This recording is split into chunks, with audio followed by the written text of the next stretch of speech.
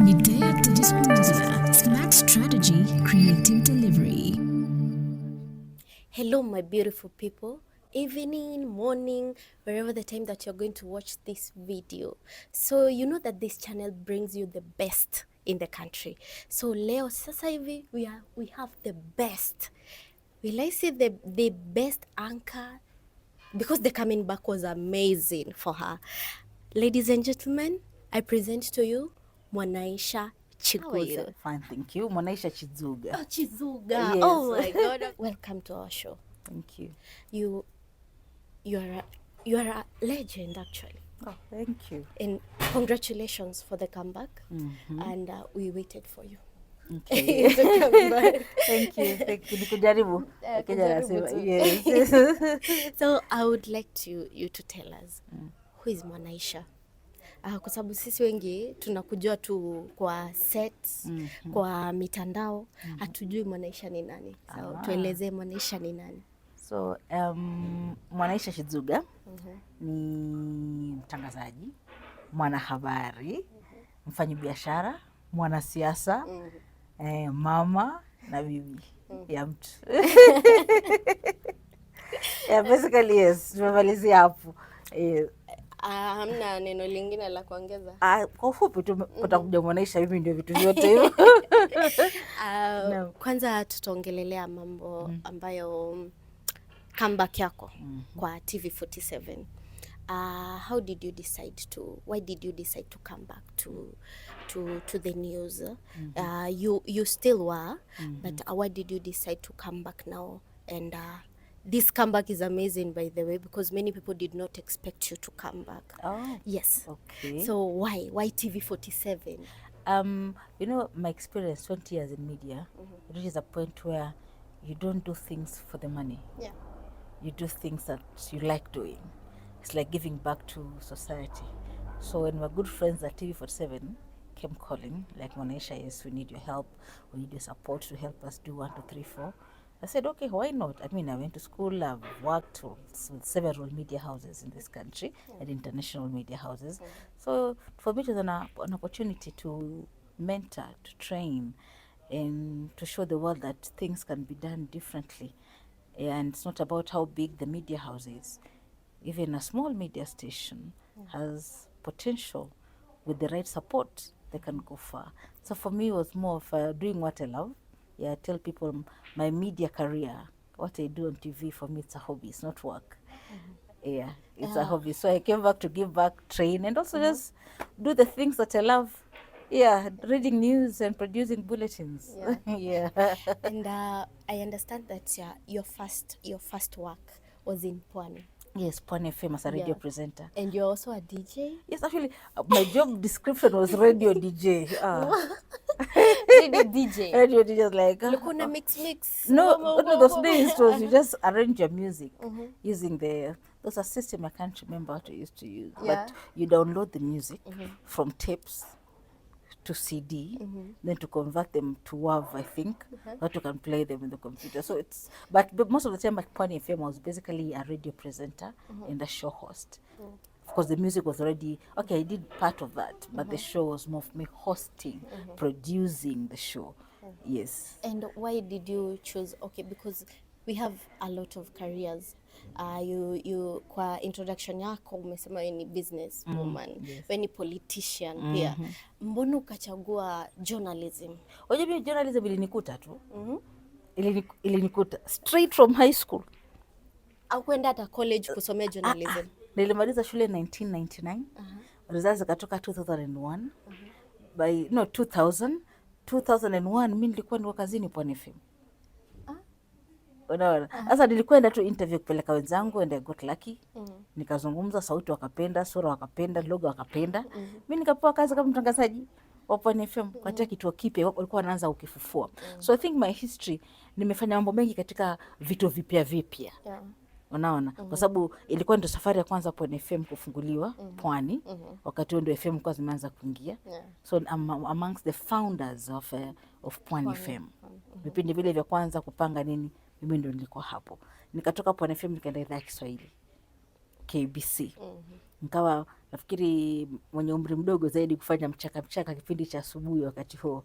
Nafanya kazi na kina Mambo Mbotela, Zainab Aziz, Elizabeth Obege na Sophie Kilei, majina makubwa ambao walikuwa tayari wapo katika system, na mimi nikaweza kuingia nikafanya vizuri. Unaona, alafu nilipotoka KBC nikachukuliwa tena na KTN 2005, unaona, kama news anchor, kama reporter. So nikajifundisha mambo mengine nikienda. So kutoka KTN again after some years nikaenda BBC, nikarudi tena KTN, nikatoka KTN nikaenda K24, afu nikatoka kwa mzigo kidogo for like 2-3 years, nikajoin tena sasa TV47.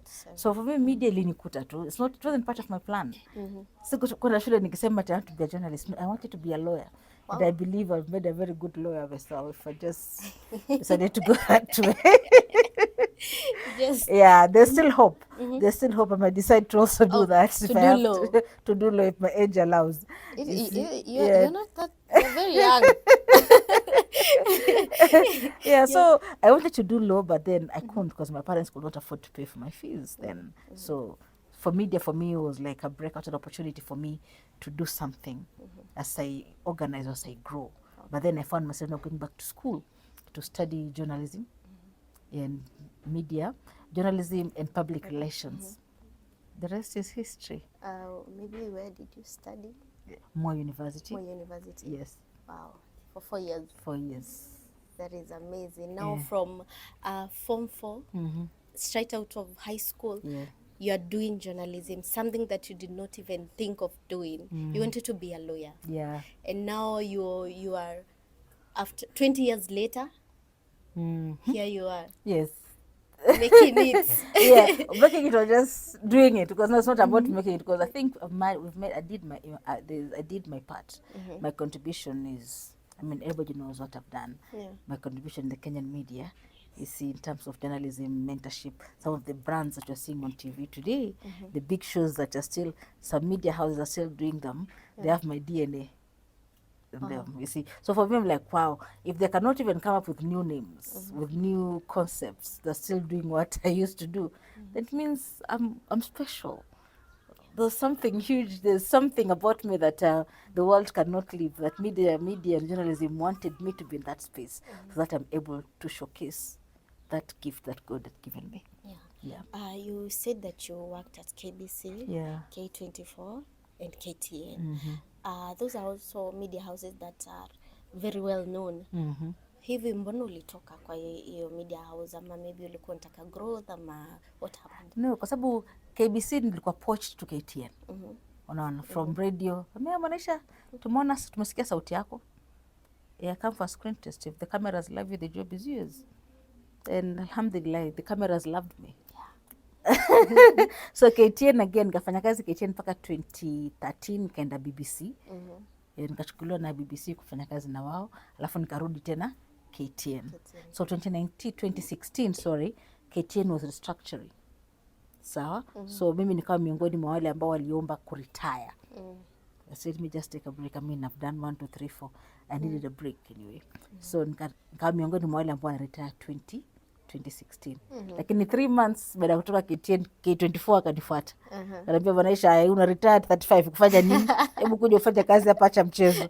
So of course the terms were favorable for me, because I could do other things, could still run my businesses and all that. So nikajoin K24 2016 to 2019. Contract yangu ikaisha, na wakati drama za COVID and all that, so I decided I'm not going to renew, because so many companies were struggling. You see, so I said, nah, we just take a break. Now away from journalism. Yes. Tuingie sasa sekta ya politics. What has driven you to vie for a seat? What drove you? Kwa sababu politics, watu wanasema politics is a dirty game.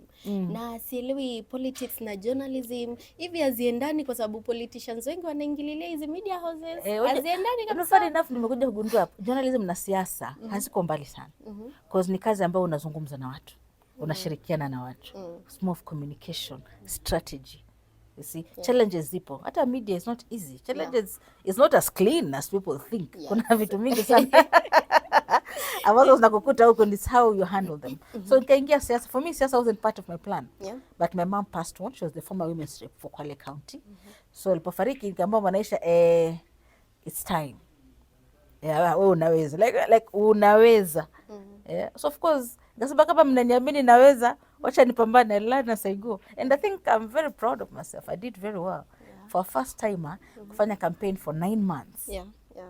9 months. Nakuwa nambari 2 with 0 experience. Ulirusha tu hapo, fanya na nikafanya. I think I did very well. Yeah. Yeah, and I loved it. I think the best decision I made away from journalism was to join politics. And maybe 2027 is just around the corner. Maybe unaona utavai for any seat ama? Wanasema never say never. Niko katika msururu. Na nipo, nitakuwa kwa ballots. Tukungoje kwa ballots. Waningoje kwa ballots. Nimeingia, nimelearn, nimeona vitu walifanya. Now I'm smarter and I know better. Yeah. So tukutanie hapo. Tukutane kwa ballots. Tukutane kwa ballots. Kwa hivyo wasikuwe too comfortable sana. Mwanaisha bado yupo. Hapo. Na and I'm in it to win, by the way. Yeah? Yes. You're in it to win it, To not win lose it. Na, To win it. To win it properly. Yeah. Fair and square. Achana hii ambayo watu walicheza michezo ya kisiasa. Yeah. Now. Kuna project hivi umekuwa ukifanya ama umetulia tu kwa sababu saa politicians don't just hawalalangi. They are ever working. Hata si politicians, I think for me the way I was built, the way my parents, the virtues and the women behind me and my family ambazo tumewekwa kutoka tuzaliwe, you must have something. Yeah, yeah. Vitu vingine unafanya lakini fanya vingine. Nimekuambia wale mimi nifanye biashara. Yeah. Na nilifanya biashara hoteli Nairobi for so many years, 2013 mpaka 2022. Ukufanya kama? Yes, I owned restaurants in this town. Wow. Yeah, okay. Ariana Swahili Cuisine. Unaona kwa miaka hiyo. Alafu COVID ilipozidi, I took a break. You see. Of course kuna biashara zingine ndogo ndogo nafanya here and there. Yeah. Also have my own digital platform inaitwa Dada to Dada Uncensored. And vile nimekuwa mvivu kidogo, lakini watu tunazungumzia masuala ya vijana, kina mama, women empowerment, girl child, boy child, leadership, entrepreneurship. Unaona. So sijatulia tu. Ni vitu vingi nafanya, na vile vile being the first lady of Tana River also. They espoused the Senate of Tana River. Yes. Kwa mambo ya charity kusaidia girl child in Tana River. I'm also doing that. Na kuna tumesikia uko na project na the first lady. Yes. Ruto. Maybe unaweza tupea insight ya project. No, project ni actually another thing that I'm also doing. I need to decide. Naitwa Maji Mashinani. Maji Mashinani project hakikisha kwamba kila msichana, kila mwanamke, kila Mkenya anapata access to clean water. Si maji ya kunywa, hata maji ya matumizi. Yeah. Kwa sababu ajabu ni kwamba katika maeneo ya mashinani utakuta wasichana aswa wanaenda shule, watoke shule waende wakatafute maji. Sasa umetoka shule saa 10, unaishi mbali, they have to walk very long distances to get water. What time will they study, finish their homework, revise and get to school tomorrow wakiwa fresh? So part of the project nafanya nawekisha kwamba katika kila shule wanapata access to water. Tuna sink boreholes. Of course wafadhili tunapata. Vile vile kuhakikisha mwanafunzi akienda shule, anatoka shule jioni na maji akipeleka nyumbani. Hana haja kurudi kutafuta maji. Unaona, unasema maji ni uhai. Unaona, maji mashinani, maisha bora. Maji yale hiyo community, kama shule iko na borehole, the community around the school gets to benefit. Wanaweza kufanya kitchen gardening.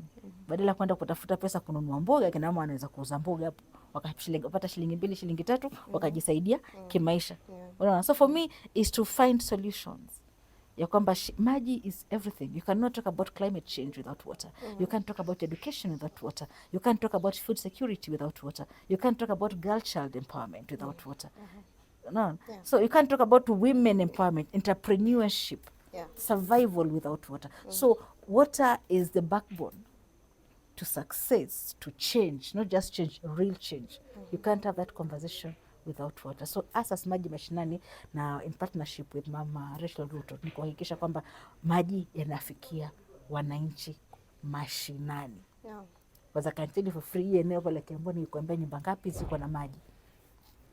Unaweza kunihesabia. Wengi wamejichimbia wenyewe boreholes zao, lakini does the government have those records ya kwamba wapi kuna maji na community pale ina benefit vipi? They don't have. So ours is to make sure it is known kuna maji ama hakuna maji and what needs to be done. Yeah. And we are still in politics. Of late nchi yetu imekuwa na misukosuko hivi. Wakenya wana complain sana, sema hali ya maisha imekuwa ghali sana. Kama na kuita tu ka politician. Yes. Kama politician, maoni yako ni magani? Maisha iko juu ama Wakenya tu ni kuteta ama government haifanyi kazi? Na unajua all over the world says gharama ya maisha inapanda. Kila taifa linajaribu kujitetea, kujisimamia kiuchumi. Na Kenya si tofauti, ni miongoni mwa taifa yale. Lakini there's something that needs to be done. Too much talk, less action. We need to find home-based solutions to our problems. Sawa, tunasaidika kule nje, lakini baadhi ya viongozi wetu wanatuvunja moyo. Wanaongea sana kupita kiasi, ambao hamsaidii Mkenya wa kawaida ambaye ana struggle. Yes, we know kuna shida hii Kenya saa hizi, but it doesn't help for you to come and tell me, fanya vile unataka. Siwezi kukusaidia. There's nothing I can do. For God's sake, you're the government. How do you tell me there's nothing you can do? Leaders are supposed to give people hope. Tumachagua tupatie matumaini, wawe na imani. Unaona? So Wakenya wana haki ya kulalamika. Na vile vile Wakenya wana maeneo mengine hawana haki ya kulalamika. Lakini mbona viongozi pia hawapatii hope Wakenya kwamba tomorrow will be a better day, so that Kenyans can keep moving. Unaona? Alafu a lot of wastage, a lot of corruption going on. The government has to do something about it. We are losing so much money on things that we don't have to lose money. We are spending money on things that we do not have to spend money. There's no accountability. So hata kama serikali ipo, idara za serikali zihusika zipo, lakini je, wanawajibika vilivyo kuhakikisha kwamba manifesto yao, azimio lao, maoni yao, ahadi zinawafikia? Ni mapema sana, lakini I mean, do something.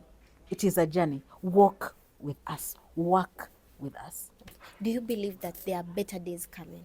Yes, I know. I believe there are better days, but it's not going to be easy. Better days bila kazi hazitawahi kufika. Unaona? Better ways bila serikali kushirikiana na mwananchi wa kawaida na investors hazitawahi kufika. Better days kama serikali is not a solution based kind of government, hatutawahi kuzipata. Unaona? Because we did not get here by surprise. Hii imekuwa ikihappen kwa muda. It's a build up to something. So how do we stop the bleeding? So the government has to show Kenyans that they're committed to stop the bleeding. So that Kenyans can have faith and trust, so they can work with them to achieve whatever they want to achieve. Bila hivyo itakuwa ni kelele tu, tukitukanana na hate ambayo we don't need it right now. Because already Kenya is a very divided country. Tumegawanyika misingi ya kikabila, misingi ya kisiasa, misingi ya walala hoi na walala hai. No. So how do we bridge the gap? That is a conversation that this government needs to start talking about. So away from politics, we come to your personal life. There was this time in social media, your husband, he hakuwa vile vizuri, and people were advising you just leave him because we msichana mrembo akwezi kosa watu wengine akutaka ambao wana kila kitu. Mbona, why did you choose to stay there? Why? I've been married for 20 years. 20 good years. So watu magazeti wanaandika vitu vingi sana, vitu vingi, bloggers wanaandika vitu mingi, but at the end of the day ukweli wa mambo naujua mimi. Unaona? Yes, he's my husband. I love him. He loves me. He's the best thing that ever happened to me.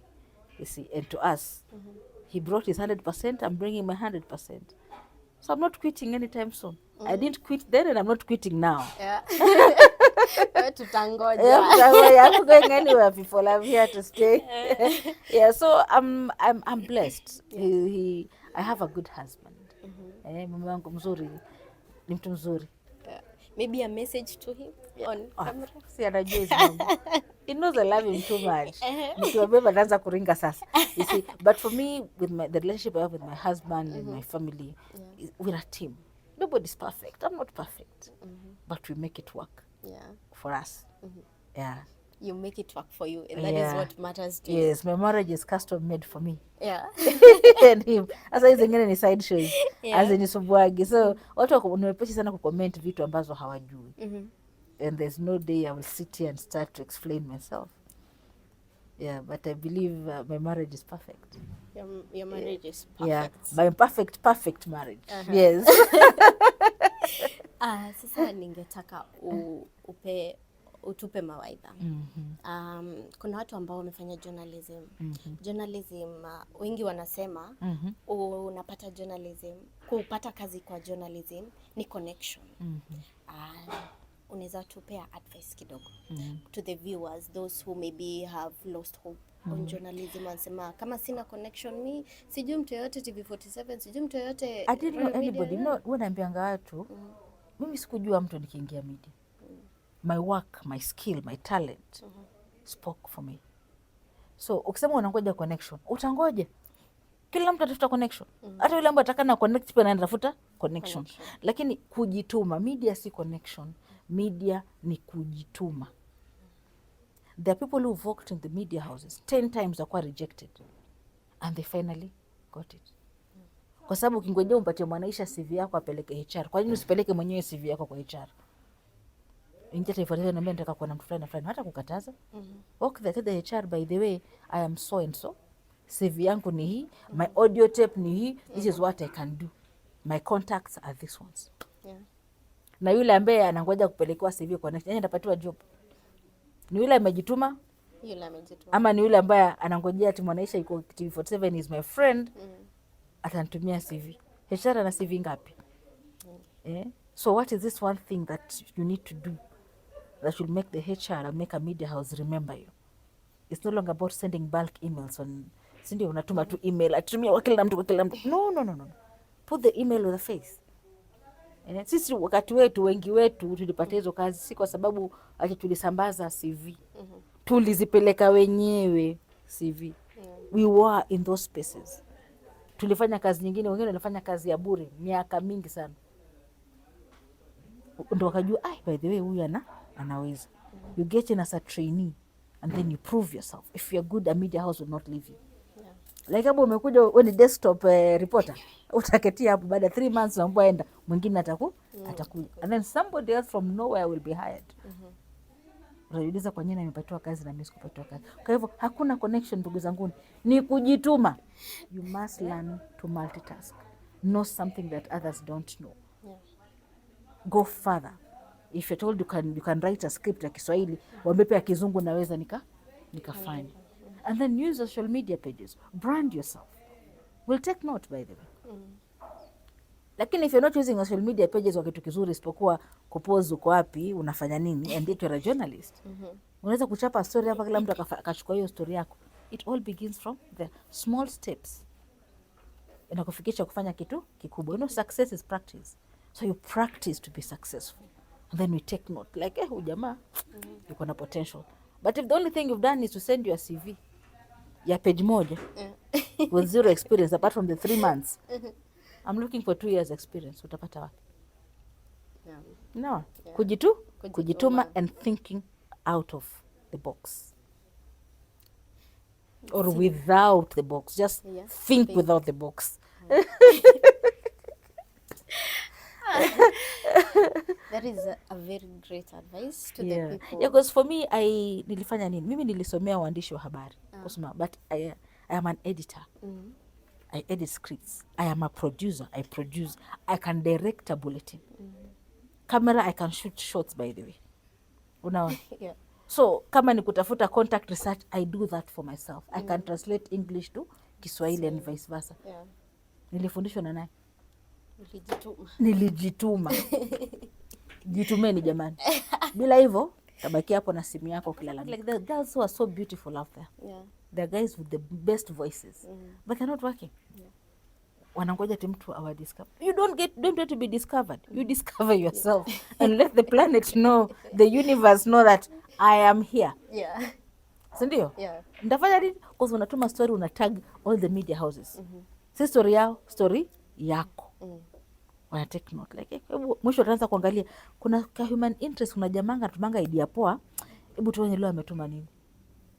You see, so they start copying you or getting ideas from your page. So you might be the amazing, a very good reporter, but nobody knows about you. Thank you so much. So guys, that was Mwanaisha. She is a legend in journalism. We look up to her. So many ladies look up to her, and we are wishing her all the best as she continues to inspire us. From Midea Digital Media, I've been your host, Vero Gitiha.